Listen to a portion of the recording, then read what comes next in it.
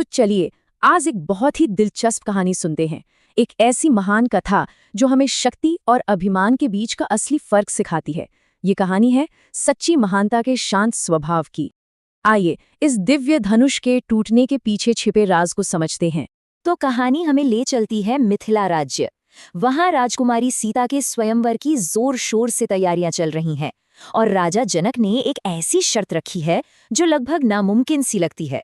और शर्त ये थी, देखिए, ये कोई मामूली धनुष नहीं था, ये भगवान शिव का दिव्य धनुष था।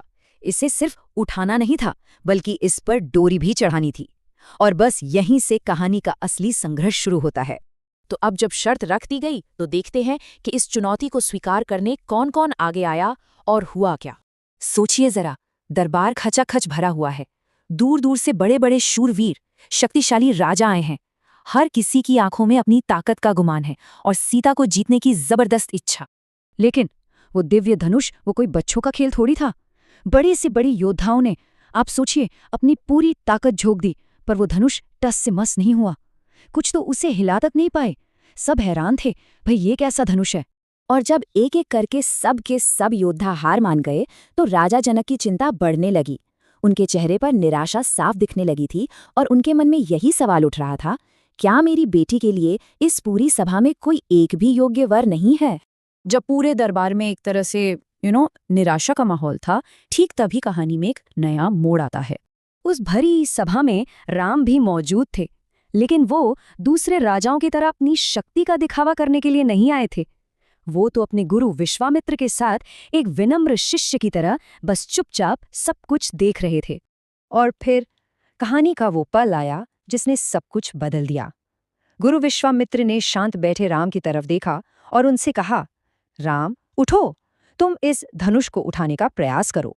गुरु की आज्ञा मिलते ही राम बड़ी विनम्रता से आगे बढ़े। जहां बड़े बड़े योद्धाओं का घमंड चकनाचूर हो गया था, वहां राम ने उस दिव्य धनुष को इतनी आसानी से उठा लिया जैसे मानो वो कोई फूलों की माला हो। और फिर जैसे ही उन्होंने उस पर डोरी चढ़ाने की कोशिश की, एक ऐसी घटना घटी जिसकी किसी ने सपने में भी कल्पना नहीं की थी। ये था कहानी का क्लाइमैक्स।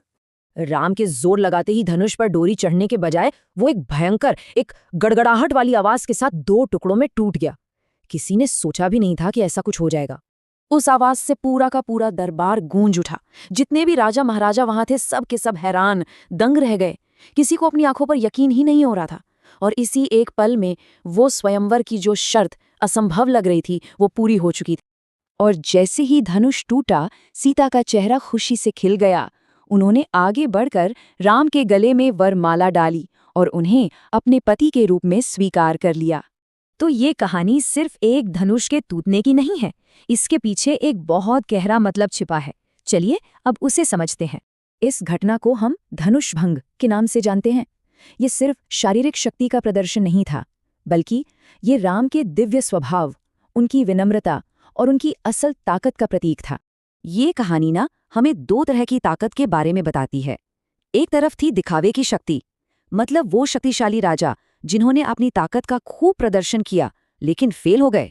और दूसरी तरफ थी राम की विनम्र महानता, उनका शांत आत्मविश्वास जिसने बिना किसी दिखावे के सफलता हासिल की।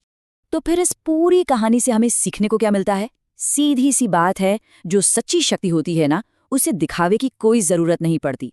वो तो शांत रहती है, स्थिर रहती है। और विनम्रता कोई कमजोरी नहीं, बल्कि ये वो आत्मविश्वास है जिसे किसी बाहरी दिखावे की जरूरत नहीं।